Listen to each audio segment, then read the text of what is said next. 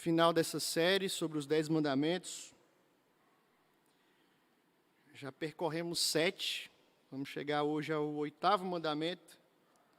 Não matarás. E o texto base da nossa exposição dessa noite vai ser esse texto de Josué 7. Nós vamos falar um pouco a respeito desse mandamento na introdução e um estudo de caso, no texto de Josué, capítulo 7.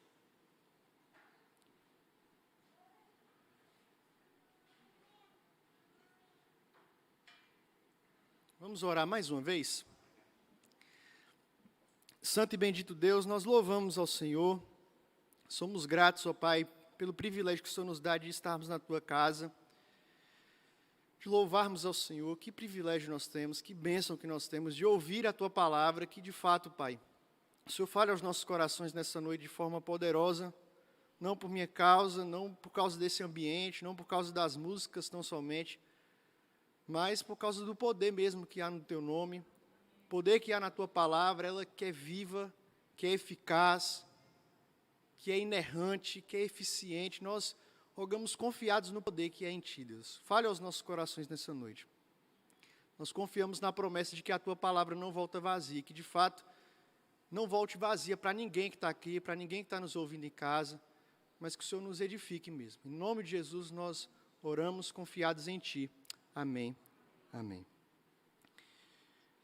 Nós temos falado sobre os 10 mandamentos nos últimos domingos, nas últimas pregações, e é interessante que, à medida que a gente vai estudando os mandamentos, lendo os mandamentos, e quando a gente pega um texto, por exemplo, como o de hoje de manhã, que o Fred pregou, e observamos Jesus ampliando ali, o não adulterarás, não simplesmente você se deitar com alguém que não seja sua esposa ou seu esposo, mas o só de você pensar, o só de você olhar com o coração desejoso, você já adulterou. E quando a gente aplica isso para os outros mandamentos também, a gente percebe, caramba, como eu caio nesses mandamentos todos. Como é fácil a gente cair nesses mandamentos, a gente desobedecer à lei do Senhor. E é interessante que talvez a impressão que chegue depois de ver tantos mandamentos, já ver 7, e chegar aqui agora no não roubarás, no não furtarás, a gente pode pensar, poxa, finalmente um mandamento que eu não caio. Esse aqui eu consigo cumprir, esse aqui eu consigo obedecer. Mas a verdade é que esse é um mandamento tão comum de ser quebrado quanto os outros que a gente viu. Quando a gente vê, por exemplo, o que nos diz o Catecismo de Heidelberg a respeito do que é proibido nesse mandamento, a gente observa que ele não proíbe apenas o roubo ou o furto que é sujeito à lei, à punição. Aos olhos de Deus, o roubo inclui trapacear e fraudar o nosso próximo por meio de esquemas que podem parecer legítimos, tais como medições imprecisas de peso, tamanho ou volume, propaganda enganosa, dinheiro falso, juros excessivos ou qualquer outro meio proibido por Deus. Além disso, ele proíbe toda ganância e desperdício inútil dos seus dons, do seu tempo, daquilo que você faz. Perceba que quando a gente vai vendo a respeito disso, o leque vai se abrindo e a gente percebe que a gente pode encaixar em alguns desses pecados que foram citados aqui. E o problema do furto, ele se revela ainda mais real e presente em nossas vidas quando a gente percebe o que é exigido nesse mandamento. Porque esse é um ponto importante da lei do Senhor. Muitas vezes nós damos muita ênfase na proibição, não faça isso. Não roube, não mate, não adultere, não fale mal do seu irmão, não cobice o seu irmão. Mas a gente esquece de olhar o aspecto positivo da lei. O aspecto positivo dos mandamentos, que é o que Deus requer de nós diante desse mandamento. O que nós devemos fazer diante desse mandamento. O aspecto positivo da lei. E pegando novamente o Catecismo de Heidelberg, quanto a essa questão do que Deus requer de nós nesse mandamento, nós temos que eu faça o que for possível para o bem do meu próximo. Que eu trate os outros da mesma forma como gostaria que me tratassem. E que eu trabalhe fielmente para ajudar os necessitados. Veja que o não furtarás não é simplesmente não pegue o que é dos outros, mas também faça pelos outros. Pense nos outros, ajude o outro. Quando você faz corpo mole no seu trabalho, quando você enrola nos seus prazos propositalmente, quando você usa ou não usa o seu dinheiro para ajudar as pessoas, você também está furtando. Você também está roubando. Conseguem perceber como é mais comum do que se parece cair nesse mandamento? E quanto mais a gente descortina, mais a gente olha, se aprofunda nos mandamentos, a gente reconhece de fato, como Paulo mostrou lá aos Romanos, que a lei mostra a nossa condição miserável, como a gente é pecador, como nós somos falhos, como a gente carece de alguém que seja por nós, de um Redentor, de um Salvador, de um Libertador. Romeu, ele escreveu algo interessante comentando sobre esse mandamento. Ele diz que aqui é como se o Senhor estivesse dizendo: eu não quero que vocês roubem, porque eu sou o seu provedor. Eu quero que você compreenda e acredite que eu sou aquele que vai suprir as suas necessidades. Não quero que você tenha que intrigar, manipular e enganar a fim de obter as coisas. Se fosse assim, o que você seria? O que seria de você? Um intrigante, um manipulador, um enganador? Eu não quero que você se sinta responsável por assegurar o seu próprio futuro. A verdade é que cada vez que roubamos algo, seja pequeno ou grande, nós estamos dizendo: eu sou meu provedor. Eu sou aquele que sustenta a minha vida. Porque se eu não pegar isso agora, se eu não fizer desse jeito, eu vou estar perdendo. Eu preciso ter a minha vida nas minhas mãos. Mas o Senhor, com esse mandamento, Ele quer que a gente compreenda que quando nós colocamos toda a nossa confiança nele, nós nunca saímos perdendo. Nós nunca saímos perdendo. Mediante a esse mandamento, o Senhor queria dizer ao povo de Israel e também a nós: eu quero ser o provedor de vocês. Eu sou aquele que sustenta vocês. Vocês não precisam roubar. Eu vou suprir a sua necessidade. Eu vou sustentar vocês. Eu quero que vocês confiem, que vocês descansem em mim, que vocês se satisfaçam comigo. E a história de Acã aqui, em Josué capítulo 7, nos mostra alguém que tentou ser o seu próprio provedor. Alguém que, através do roubo, da cobiça do roubo, ele tentou sair ganhando. Ele tentou ter mais do que ele achava que precisava, do que ele queria. Achava que não tinha o bastante, que não tinha o suficiente. Confiou em si mesmo. Confiou nas suas próprias mãos. Alguém que roubou e que trouxe para Israel consequências terríveis. E o contexto imediato dessa passagem do capítulo 7 nos traz um povo que estava confiante demais. Se olharmos para os capítulos anteriores, nós vamos ver a grande conquista de Israel sobre a fortificada cidade de Jericó. Uma conquista maravilhosa, extraordinária. As muralhas de Jericó ruíram. Deus entregou aquela cidade nas mãos do seu povo. E ele disse: olha, vão e conquistem aquela cidade. Vão e conquistem aquele povo. Mas tenham cuidado. Só tenham um cuidado. Não toquem nas coisas condenadas. Não peguem aquilo que eu estou falando para vocês não pegarem. Porque todo ouro, toda prata que tem ali é do Senhor. Será do Senhor. E com um propósito, com um fim específico. Aquele ouro e aquela prata que foram conquistadas de Jericó seriam utilizadas para, posteriormente, a construção do Templo de Jerusalém. O Senhor deu aquela terra para eles, deu aquela cidade para eles, com essa única exceção: não peguem nada que seja condenado. Não peguem nem ouro, nem prata para vocês. Mas aqui nós temos o exemplo de um homem que não deu ouvido às advertências do Senhor, que não se atentou para a lei do Senhor, que não observou a lei do Senhor. O que o pecado desse homem tem para nos ensinar nessa noite? E eu convido vocês, então, nós, nessa noite, a refletirmos a respeito do pecado de Acã e o nosso pecado. Vamos fazer uma exposição desse mandamento à luz desse texto. Como é um capítulo todo, nós iremos expor, à medida que nós, ponto por ponto, nós vamos ler as sessões, os textos referente a cada ponto da pregação. O pecado de Acã e o nosso, em primeiro lugar, ele traz consequências que não são apenas individuais, mas também são coletivas. Volte seus olhos para o verso 1 até o verso 9, nós vamos ler esse texto nesse momento. Prevaricaram os filhos de Israel nas coisas condenadas, porque Acã, filho de Carmi, filho de Zabdi, filho de Zera, da tribo de Judá, tomou das coisas condenadas.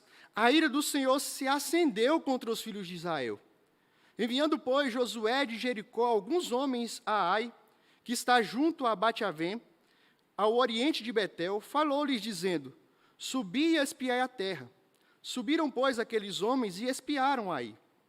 E voltaram a Josué e lhe disseram: Não suba todo o povo, subam uns 2 ou 3 mil homens a ferir Ai. Não te fatigueis ali todo o povo, porque são poucos os inimigos. Assim, subiram lá do povo uns 3 mil homens, os quais fugiram diante dos homens de Ai. Os homens de Ai feriram deles uns 36, e aos outros perseguiram desde a porta até as pedreiras, e os derrotaram na descida. E o coração do povo se derreteu, e se tornou como água. Então Josué rasgou as suas vestes, e se prostrou em terra sobre o rosto perante a arca do Senhor, até a tarde, ele e os anciãos de Israel, e deitaram pó sobre a cabeça.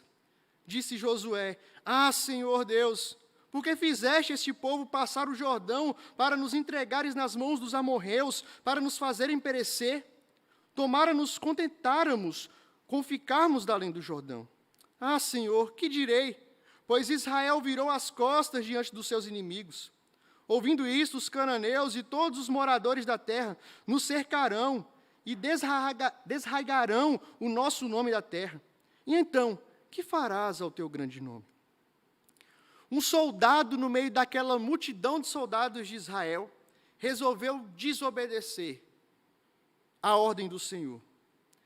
Ele se apossou aqui de alguns bens preciosos e guardou na sua tenda. E isso trouxe grande desgraça ao povo de Israel. Não apenas a um homem, não apenas a Acã, mas todo o povo sofreu as consequências. Uma cidade que era bem menor do que Jericó, com menos fortificação, com menos contingente militar, derrotou o exército de Israel. A palavra que é traduzida aqui por prevaricar traz a ideia de alguém que agiu traiçoeiramente, alguém que agiu escondido. Foi essa a postura de Acã. Ele pegou coisas condenadas. Ele pegou coisas que o Senhor havia ordenado que não pegasse. O verso 18 e 19 do capítulo 6 vai dizer isso. O Senhor disse: olha, tão somente guardai-vos das coisas condenadas. Todo ouro, toda prata, os utensílios de bronze, de ferro, são consagrados ao Senhor. Vocês não podem pegar isso. E Acã pensou que ninguém estava vendo isso. Pegou aqueles bens e escondeu na sua tenda. Mas o Senhor estava vendo. Os olhos do Senhor estavam sobre todo o povo, os olhos do Senhor estão sobre todos nós. Ele vê e contempla exatamente cada passo nosso, cada atitude nossa, cada palavra nossa, cada pensamento nosso. E você pode se perguntar: certo, pastor, Acã pecou, ele roubou daquilo que o Senhor havia falado para ele não pegar, mas por que todo Israel sofreu? Por que a ira do Senhor se acendeu contra Israel e não contra Acã? Não foi Acã que pecou? Por que todo o povo teve que pagar? E a resposta a essa pergunta se encontra quando a gente olha para a doutrina da aliança. Deus fez a sua aliança não apenas com André, não apenas com o pastor Ronildo, ou com Luiz, ou com Gabriela. Deus fez a aliança com o seu povo. Deus entrou em aliança com o seu povo. Nós somos irmãos e fazemos parte de uma só família, de um só povo. O que acontece com um vai refletir na vida de todos. O apóstolo Paulo ilustra muito bem quando ele compara a comunidade do Senhor, o povo de Deus, como um corpo. E quando ele diz que quando um corpo está doente, quando um corpo sofre, quando um membro sofre, todo o corpo sofre junto. Nós somos um povo. A tristeza de um é tristeza de todos. A vitória de um é vitória de todos. Se um irmão pecou, nós sofremos a consequência desse pecado juntos. Nos entristecemos juntos. Choramos juntos. Quando alguém peca, ou talvez você tenha esse pensamento com você, que o seu pecado diz respeito a você mesmo, suas atitudes dizem respeito a você mesmo, mas, meu irmão, isso vai afetar, ou já está afetando, não somente a sua vida, mas a vida da sua esposa, do seu esposo, dos seus filhos, dos seus irmãos, da sua igreja, do povo de Deus. Os nossos pecados têm consequências também comunitárias, coletivas. Foi isso que aconteceu aqui nessa passagem. Interessante que Josué estava supondo que o Senhor estava ao seu lado. Afinal de contas, quando a gente olha para o final do capítulo 6, diz que assim era o Senhor com Josué e corria a sua fama por toda a terra. Josué não fazia ideia do que estava acontecendo. E ele mandou que alguns espias fossem ver a cidade de Ai, e o relatório foi, olha, aquela cidade não precisa subir todo mundo, mandem só alguns. É uma cidade com poucos soldados, é uma cidade que não tem fortificação, a vitória é nossa, não gaste todo mundo não. E o que nós temos aqui, e para surpresa de Israel, daqueles soldados, de Acã certamente, e do próprio Josué, foi que os homens lutaram, mas foram derrotados. Cerca de 36 soldados perderam a sua vida. E diante dessa derrota terrível, o texto diz que o coração daqueles homens ficou mole, ficou como água, derreteu. O povo de Israel passou a ter medo por causa do pecado de um homem. O desespero tomou conta do povo. O desespero tomou conta do grande general Josué, a ponto dele dizer, Senhor, por que isso aconteceu? Meu Deus, a gente teria ficado contente se estivéssemos além, antes do Jordão. Estaríamos contentes se o Senhor não tivesse nos deixado ali. Por que o Senhor nos trouxe para cá? Para a gente morrer. Ele apela então para o caráter do Senhor, para o nome do Senhor. Senhor, não deixe isso acontecer não. O que as pessoas vão dizer do seu nome? Que o Senhor libertou o povo para morrer aqui no deserto. Que o Senhor não tem poder para concluir a sua obra na vida do seu povo. Josué conclui o seu clamor aqui, apelando pelo zelo do seu próprio nome. Acã roubou o que não era de Jericó. Acã roubou aquilo que era do Senhor, aquilo que pertencia ao Senhor. Perceba que nesses primeiros versos nós temos aqui as consequências dos nossos pecados, não atingindo apenas um homem, uma família, como vai acontecer, mas atingindo todo um povo, atingindo toda uma comunidade. Quantas vezes nós somos egoístas, pensamos em nós mesmos, sem achar, sem pensar que vamos prejudicar o nosso irmão, que estamos fazendo mal para o nosso próximo. Quantas vezes nós somos egoístas e fazemos corpo mole no nosso trabalho? E estamos prejudicando os nossos colegas de trabalho, os nossos funcionários, o nosso patrão, os nossos clientes. Fazemos relatórios falsos, achando que isso não vai dar nada. Assinamos uma lista de presença, quando a gente, na verdade, não está ali, ou a gente pede para alguém assinar. Quando a gente enrola de forma proposital algum trabalho, alguma tarefa, algum relatório. Isso são apenas alguns exemplos de como nós podemos quebrar esse mandamento, que prejudicam não apenas a gente, mas também as pessoas que estão à nossa volta, que fazem parte do nosso convívio. E isso sem falarmos de outras áreas que também vão prejudicar os nossos irmãos. Nós precisamos ter essa consciência, meus irmãos, que as nossas ações, sejam elas boas ou ruins, elas vão refletir na vida das pessoas que estão à nossa volta. Como é que a gente tem comportado? Como têm sido as nossas atitudes? Será que a gente tem sido tão egoísta a ponto de não pensar naqueles que estão à nossa volta? Que sofrem por causa da nossa teimosia, por causa da nossa desobediência, por causa da nossa cabeça dura, por causa do nosso orgulho, por causa da nossa falta de perdão. Acã não sofreu sozinho. Todo o povo de Israel sofreu. O pecado de Acã e o nosso pecado trazem consequências não apenas individuais, mas também coletivas. Mas esse texto também nos mostra que o pecado de Acã e o nosso pecado, ele precisa ser tratado. Verso 10 ao verso 18.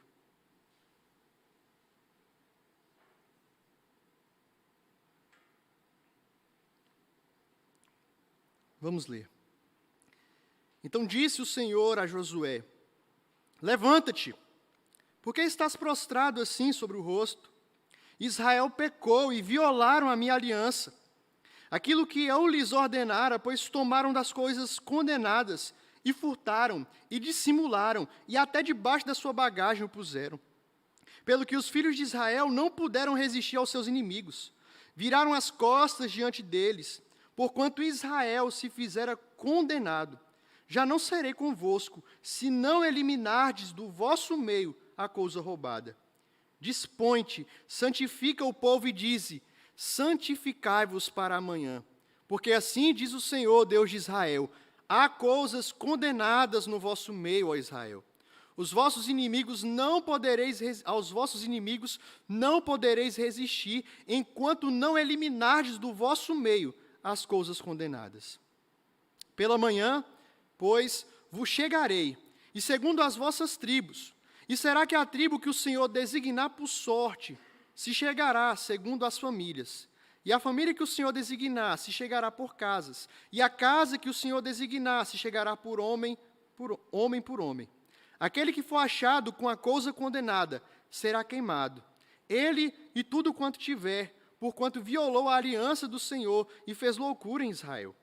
Então Josué se levantou de madrugada e fez chegar a Israel segundo as suas tribos, e caiu a sorte sobre a tribo de Judá. Fazendo chegar a tribo de Judá, caiu sobre a família dos Zeraitas. Fazendo chegar a família dos Zeraitas, homem por homem, caiu sobre Zabdi.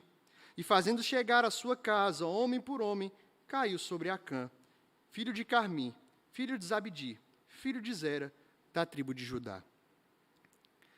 Diante da loucura cometida por Acã aqui, o Senhor alertou Josué: olha, Israel pecou.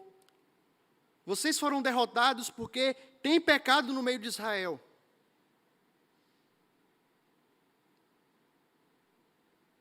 O povo pecou. Mais uma vez, não apenas o indivíduo. O Senhor faz questão de mostrar aqui que o povo todo violou a lei do Senhor. Eles violaram a minha aliança. Eles pegaram aquilo que eu falei para não pegarem. Eles roubaram. Por isso vocês foram derrotados. Por isso vocês caíram. E digo mais: enquanto vocês não eliminarem isso do meio de vocês, eu não serei com vocês. Vocês podem ir com o dobro de homens, com o triplo de homens, vocês serão derrotados. Eu não vou estar com vocês. Vocês não vão ganhar pela força do seu braço. Deus está dizendo aqui que o segredo de Israel, o nosso segredo, o segredo do seu povo, a vitória do povo de Deus, é a presença do Senhor. É o próprio Deus. O seu poder, a sua graça, é que faz o povo sair vitorioso diante das batalhas.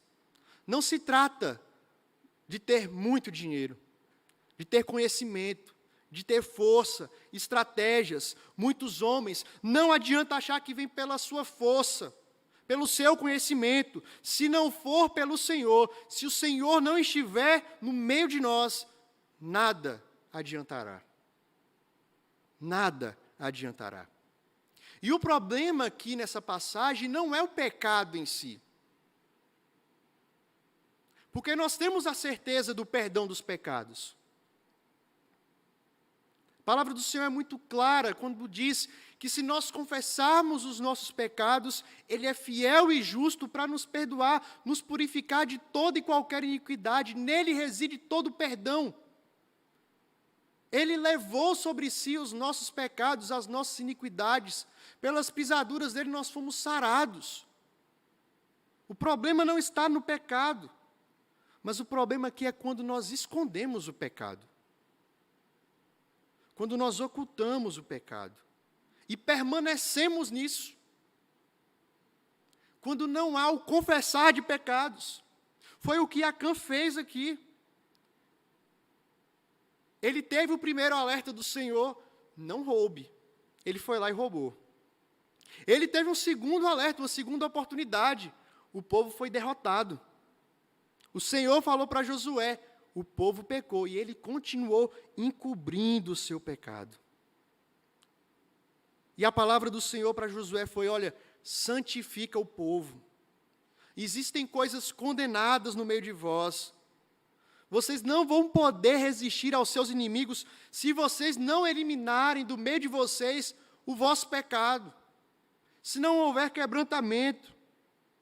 O motivo das coisas não estarem indo bem para Israel naquele momento foram pecados não confessados no meio do povo. Pecados encobertos. E pode ser exatamente isso que esteja acontecendo com você hoje. As coisas não estão desenrolando, não estão dando certo, parece que você está parado, travado, porque tem pecado não confessado.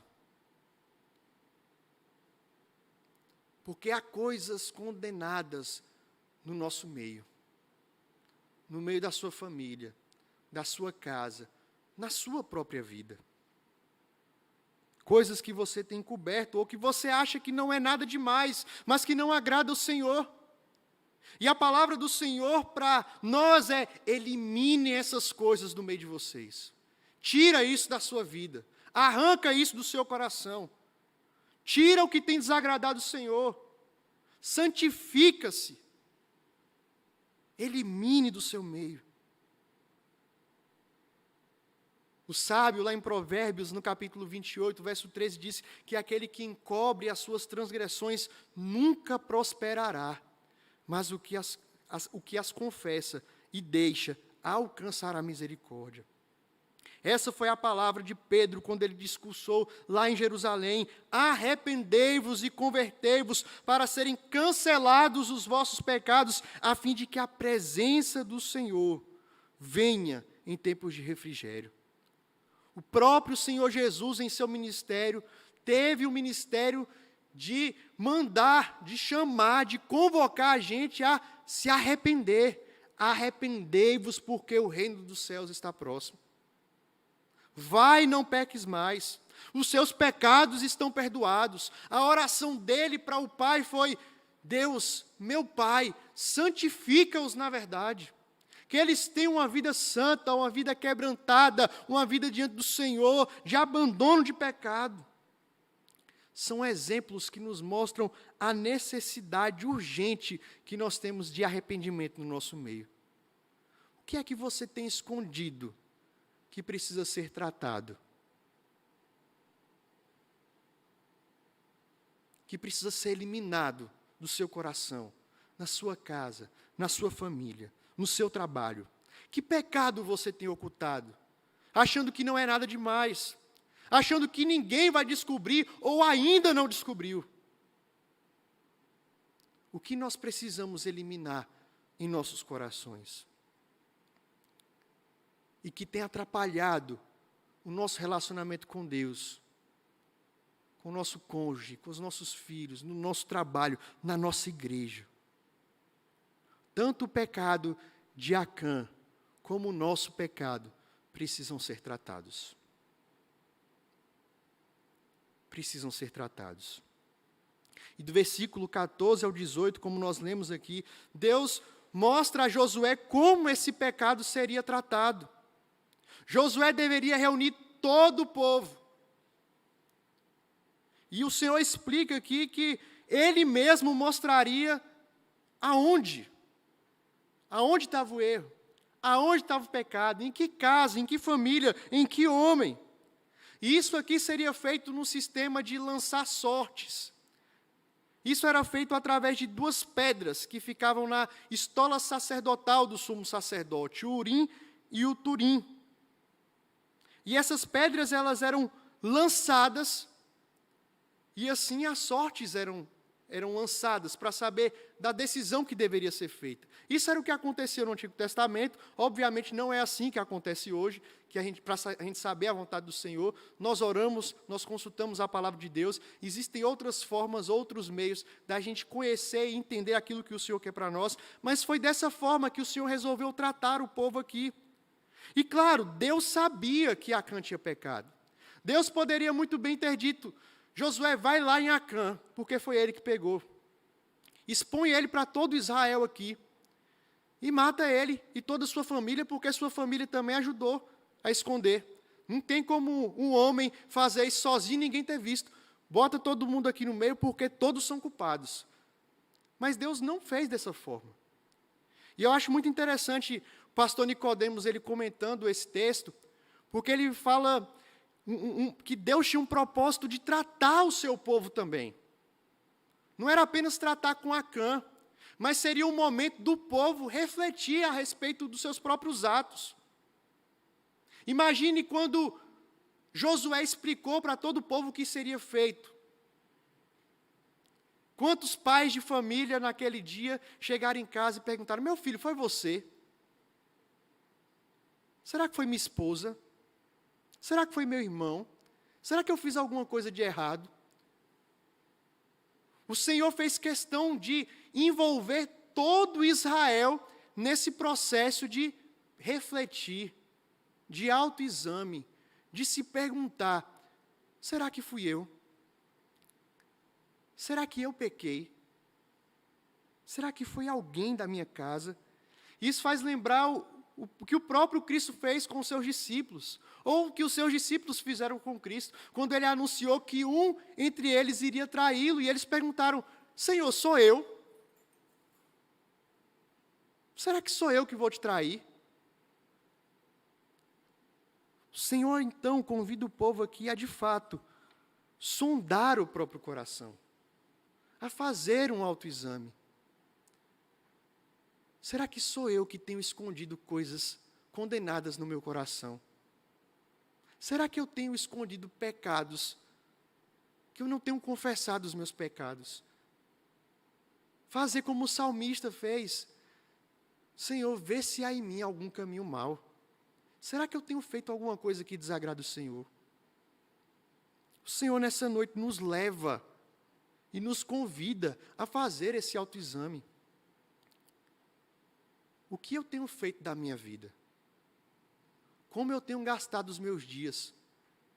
Como eu tenho gastado o meu tempo, o meu dinheiro, a minha saúde, aquilo que Deus me deu? O que eu tenho feito da minha vida? O Senhor nos convida nessa noite a sondar os nossos corações e confessar os nossos pecados, nos derramar diante dEle, a rasgar os nossos corações e falar: Senhor, trata comigo. Trata comigo, porque se eu continuar desse jeito, eu não vou ser abençoado pelo Senhor. A Tua palavra me diz isso. Me ajuda a vencer o meu pecado. Me ajuda a abandonar o meu pecado. Eu não consigo sozinho. O Senhor nos convida nessa noite. O Senhor convida cada um de nós a fazer uma autoavaliação, a tratar dos nossos pecados. Mas, por último lugar, o pecado de Acã e o nosso pecado tem perdão, mas também consequências.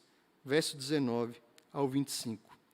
Então disse Josué a Acã: filho meu, dá glória ao Senhor, Deus de Israel, e a ele rende louvores, e declara-me agora o que fizeste, não me ocultes. Respondeu Acã a Josué e disse: verdadeiramente pequei contra o Senhor, Deus de Israel, e fiz assim e assim. Quando vi entre os despojos uma boa capa babilônica e 200 siclos de prata e uma barra de ouro do peso de 50 siclos, cobicei-os e tomei-os, e eis que estão escondidos na terra, no meio da minha tenda, e a prata por baixo. Então Josué enviou mensageiros que foram correndo à tenda, e eis que tudo estava escondido nela, e a prata por baixo. Tomaram, pois, aquelas coisas do meio da tenda e as trouxeram a Josué e a todos os filhos de Israel, e as colocaram perante o Senhor. Então Josué e todo Israel, com ele, tomaram Acã, filho de Zera, e a prata, e a capa, e a barra de ouro, e seus filhos, e suas filhas, e seus bois, e seus jumentos, e suas ovelhas, e a sua tenda, e tudo quanto tinha, e levaram-nos ao vale de Acor. Disse Josué: porque nos conturbaste, o Senhor hoje te conturbará. E todo Israel apedrejou, e depois de apedrejá-los, queimou-os. Imagina o que deve ter passado na cabeça de Acã quando Josué começou a lançar sortes. E à medida que as sortes eram lançadas, o cerco ia cercando, e ele sentindo a corda mesmo no pescoço, até que não teve jeito, não teve escapatória, caiu na casa do pai dele, caiu nele, ele se viu sem saída. E diante disso, ele não teve outra atitude, ele cai em si mesmo. Ele foi pego, não tinha mais desculpas. E ele então confessa o seu pecado. Parece que naquele instante cai a ficha de Acã. Realmente eu fiz algo terrível. Realmente não tem como escapar do Senhor. Realmente eu preciso confessar o meu pecado. E ele verdadeiramente se arrepende aqui. Eu verdadeiramente pequei contra o Senhor. Ele não deu desculpas. Não colocou a culpa na mulher, no filho, no vizinho, porque era bonito demais. Ele simplesmente fala: eu pequei contra o Senhor, eu de fato pequei. Interessante que ele confessa mesmo. Ele não fala: eu roubei algumas coisas ali. Não, ele dá nome aos seus pecados. Dá nome àquilo que ele roubou. Ele fala de fato tudo o que ele fez. Porque muitas vezes a gente confessa nossos pecados, mas eu pequei. Fiz uma besteirinha. Mas a gente não confessa os nossos pecados de verdade. A gente não dá nome aos nossos pecados. Esse é o primeiro passo para, de fato, a gente se arrepender de verdade. É confessar, nominar, falar aquilo que a gente fez. E Acã fez isso aqui. Ele confessa o seu pecado. Ele se entrega mesmo. Olha, eu pequei contra o Senhor. Fez assim como Davi. Ele confessou o seu pecado lá no Salmo 32. Olha, enquanto eu não confessei o meu pecado, eu me sentia pesado, meus ossos foram ressecando, eu me senti fraco, quase morto, porque a tua mão pesava sobre mim dia e noite. Mas quando eu deixei de ocultar meu pecado e eu confessei, eu fui liberto. E Acã fez isso, ele confessa aqui diante do Senhor, confessa aqui diante de Josué. E nós podemos fazer o mesmo que Acã fez nessa noite. Independente daquilo que você possa estar fazendo de errado, você pode confessar o seu pecado confiado no sangue de Jesus, que é poderoso para te perdoar, te lavar, te purificar de todo e qualquer pecado. Não existe pecado grande o suficiente que não possa ser lavado, apagado pelo sangue de Jesus. Você pode confessar nessa noite mesmo, com confiança, tendo a certeza de que Ele derramou na cruz do Calvário o seu sangue para te purificar de toda iniquidade. Isso me faz lembrar algo que Spurgeon pregou certa vez, quando ele diz a respeito de Jesus Cristo, e ele fala: quando eu penso no meu Redentor, quando eu lembro que Ele é Deus, que Ele mesmo é Deus, eu sinto que se Ele tomou a minha natureza e morreu, então de fato o meu pecado se foi. E eu posso descansar nessa verdade. Eu tenho certeza que se aquele que é infinito e onipotente ofereceu uma satisfação por meus pecados, eu não preciso questionar a suficiência da expiação, pois quem se atreve a sequer sugerir limite ao seu poder? O que Jesus fez e sofreu certamente tem valor equivalente a qualquer contingência.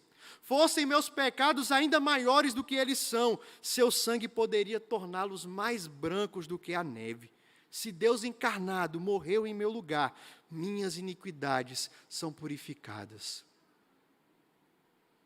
É nessa certeza bendita que você pode, nessa noite, nesse momento, se derramar diante do seu Salvador. Porque nele não há condenação, mas existe perdão, existe redenção, existe libertação para aqueles que se rendem aos pés do Salvador, para aqueles que confessam que são pecadores, independente do seu pecado. Jesus tem poder para perdoar e libertar de toda e qualquer iniquidade. É confiado nisso que a gente pede perdão. É confiado nesse Deus redentor, que é perdão, que Acã confessa seu pecado. Mas a gente vê aqui que, mesmo com seu pecado perdoado, ele teve que enfrentar as consequências do pecado. E muitas vezes nós sofremos as consequências do pecado. Acã e toda a sua casa morreu, não apenas ele. Lembre-se que Acã não apenas roubou, mas por causa da morte de Acã, cerca de 36 homens morreram, por causa do seu pecado. Toda a sua casa também. E é provável que sua família soubesse, ele não estava escondendo aquilo sozinho. Ele escondeu na sua casa, ele precisaria de ajuda para fazer aquilo. Todos sofreram, porque os nossos pecados trazem consequências para a gente. A gente tem a certeza de que o nosso pecado não nos condena, glória a Deus por isso. Mas nós sofremos por causa dos nossos pecados. Quantos de nós aqui não podemos testemunhar de dores, de marcas que a gente carrega por causa dos nossos pecados? Certamente todos nós. E isso é uma coisa didática, porque serve para nos mostrar, nos relembrar toda vez que lembramos dessas marcas e dessas consequências, que não vale a pena pecar. Pecar nunca é a melhor escolha. Por mais difícil que possa parecer a sua situação, não escolha pecar. Aqueles que têm Cristo, que têm o Espírito Santo de Deus na sua vida, nós, regenerados, nós temos essa capacidade. Você pode hoje, se Jesus Cristo te libertou, se você nasceu de novo, você pode dizer não para o pecado. Você tem esse poder que não é seu, mas que vem do próprio Deus, de dizer não para o pecado. Não venha dando desculpa, achando que porque nós ainda estamos vivendo numa natureza pecaminosa, que nós temos liberdade para pecar e viver do jeito que a gente quer. Nós temos poder, através do Espírito Santo de Deus, para dizer não ao pecado, para resistir ao pecado.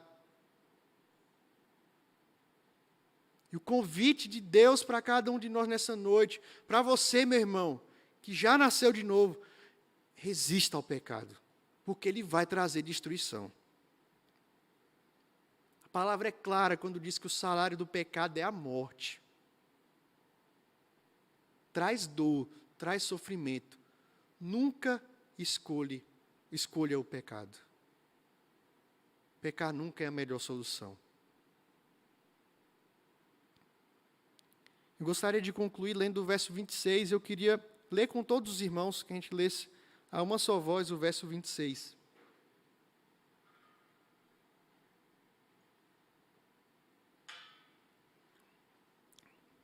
Vamos ler? E levantaram sobre ele um montão de pedras, que permanece até ao dia de hoje. Assim o Senhor apagou o furor da sua ira, pelo que aquele lugar se chama o Vale de Jacó, até ao dia de hoje. Interessante que quando a gente pensa em monumentos, né, estátuas, construções, geralmente elas são feitas para homenagear alguém, alguma coisa, relembrar alguma coisa boa, né, algum fato marcante. E nós temos aqui um monumento que foi erigido, pedras que foram colocadas no lugar onde Acã e sua família foi morta.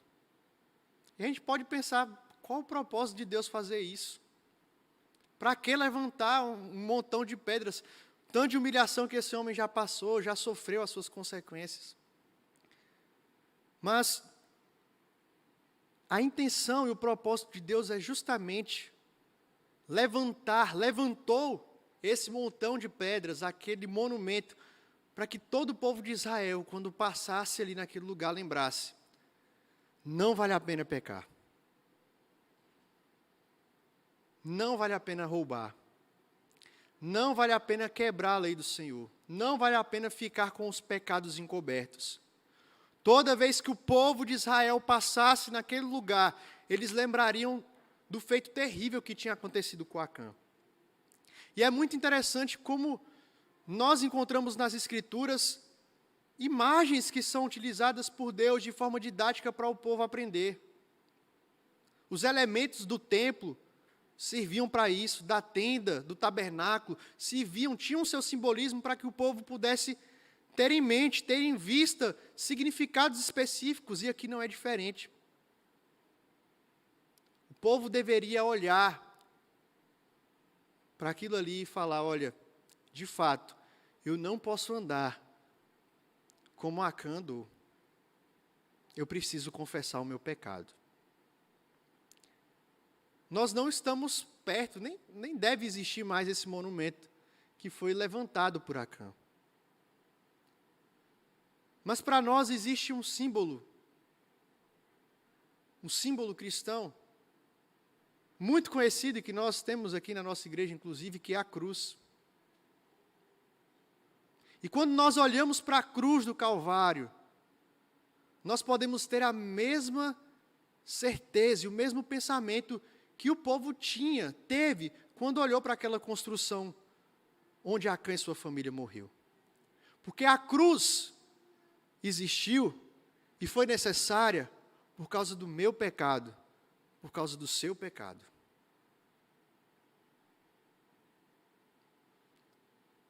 A cruz foi o lugar onde Cristo levou sobre si os nossos pecados, as nossas transgressões, as nossas falhas, as nossas enfermidades.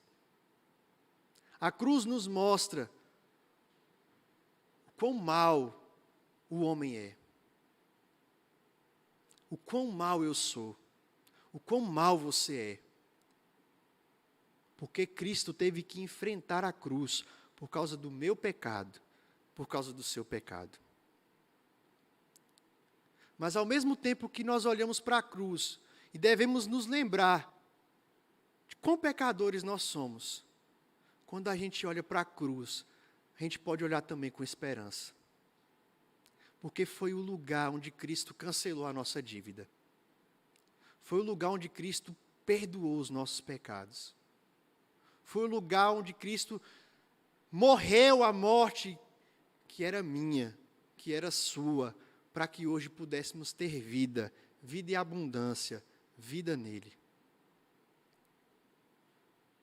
Nós podemos olhar para a cruz, caminhar para ela, porque ela foi o lugar onde Deus, através de Jesus Cristo, abriu um novo e vivo caminho.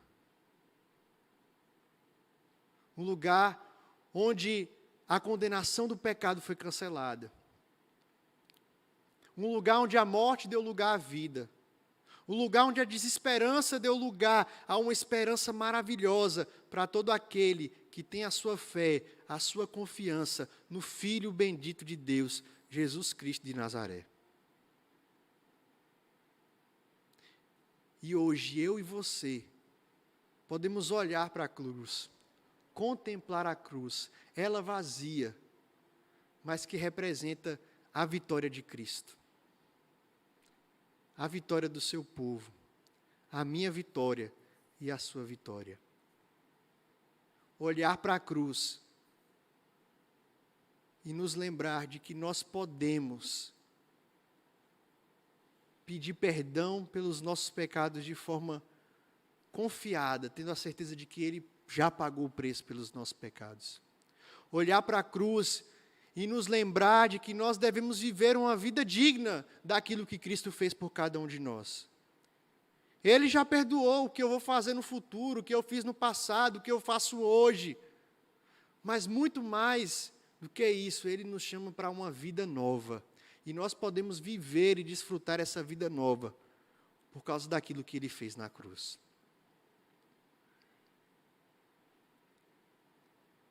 Que de fato a gente possa se gloriar na cruz bendita.